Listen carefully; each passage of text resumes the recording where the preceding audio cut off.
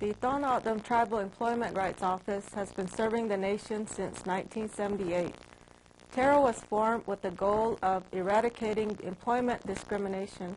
We want to increase employment among our nation's members by establishing strong working relationships with organizations and businesses that serve all tribal members by promoting employment, training, and contracting.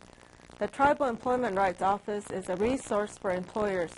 Tero will contact Indian men and women who meet the labor needs of contractors or those Indians who are eligible for on-the-job training opportunities.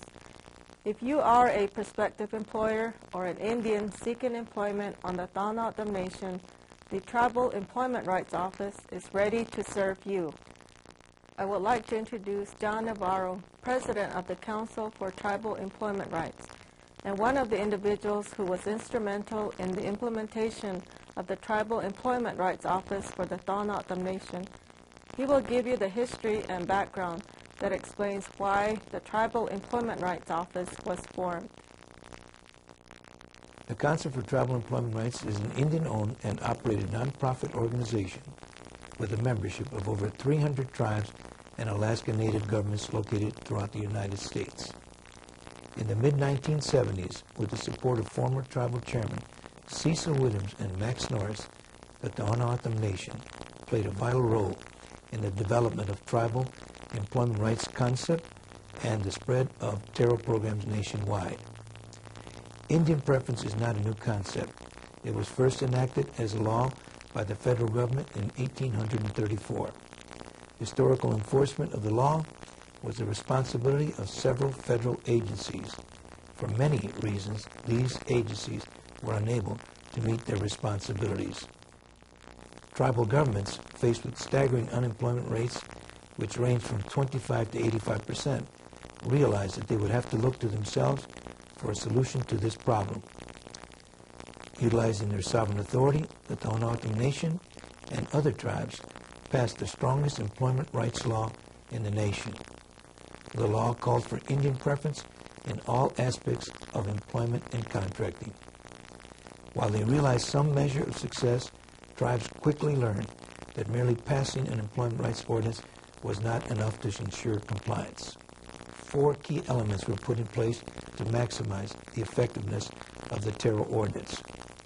Number 1, a strong and clear legal framework that includes tribal, federal, and contract law was developed. Number 2, a solid administrative structure that includes process, procedure, and compliance guidelines was established. Number 3, sanctions for violation was installed and enforced. And number 4, partnering relationships that provide mutual benefits to all parties were created. Today, while Tero programs have achieved some measure of success, there is still much to do in combating unemployment, and the program remains a work in progress. For years, I have witnessed firsthand the effects that economic insecurity and unemployment has upon members of the Tona'atam Nation. The health, morals, and welfare of our families is at stake. We want our members to be able to make a living without having to leave our nation's lands to work. Opportunity exists within our nation's boundaries for employers who comply with the Tribal Employment Rights Ordinance. It makes good business sense for employers to utilize our available workforce. It also makes sense for employers to provide training opportunities that will strengthen the company's productivity and create a more experienced and versatile workforce to draw from in future contracts. If you are an Indian who owns a business and you want to be eligible for Indian preference in contracting, or you want to work and gain new skills, the Tribal Employment Rights Office can help you help yourself. Working with Tero is a win-win situation for both the employer and the employee, which is why it's so important for all concerned parties to fully comply with the Tero ordinance and regulations. The Tona'atam Nation is committed to the development of a strong economy and a viable workforce. The Tero ordinance is instrumental in assisting us to achieve these goals. We need our members to register with Tero regularly so that employers won't have to look beyond our boundaries to hire their workforce. We need employers who see the benefits of using local hires and employers who see the value of providing on-the-job training. Contractors, subcontractors, and our local workforce working in cooperation with the Tribal Employment Rights Office benefits everyone. Like I said, it's a win-win situation.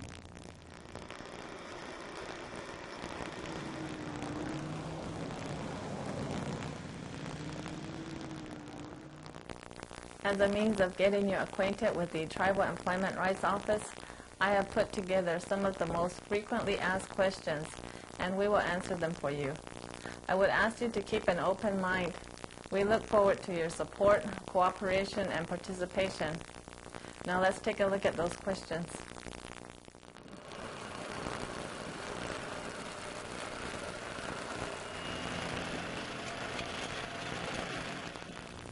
What does Indian preference mean?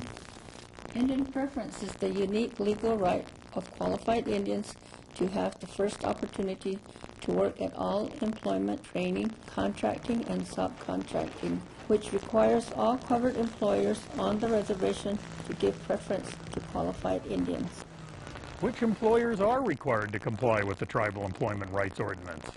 All non-government employers operating within the external boundaries of the Tohono O'odham Nation who employ 2 or more people who work 16 or more hours in any 20-day period are required to comply with the Tribal Employment Rights Ordinance. This also applies to subcontractors of a project as well as contractors. Are there any fees charged by the Tribal Employment Rights Office?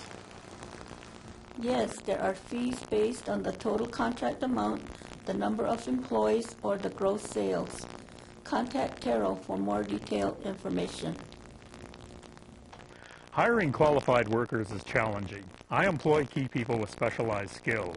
Am I expected to replace my permanent employees and train all new people from the workforce identified by the Tribal Employment Rights Office?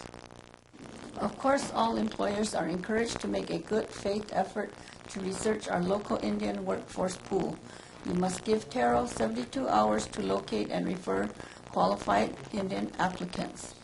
If a worker is needed faster than this, a special request can be made to Tero. There is a provision for all employers to identify key employees.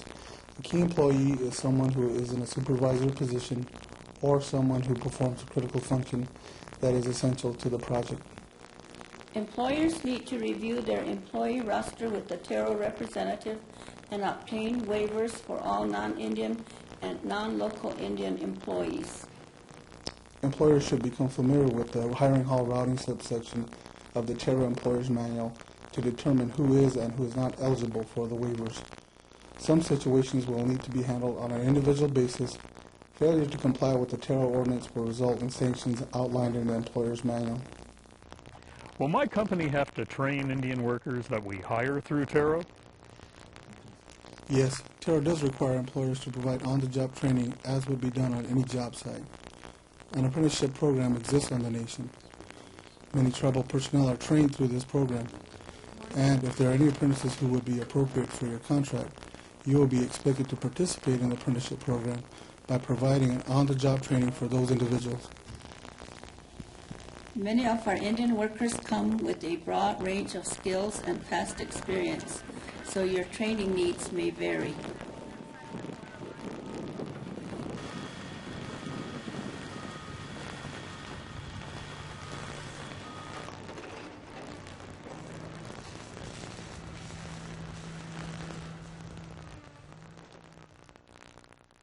There isn't time in this video to answer every question you might have, but we hope that this introduction will be enough to demonstrate the importance of establishing a strong working relationship with the Tribal Employment Rights Office regarding Indian preference, Tero ordinance requirements, Tero fees, and hiring and training requirements.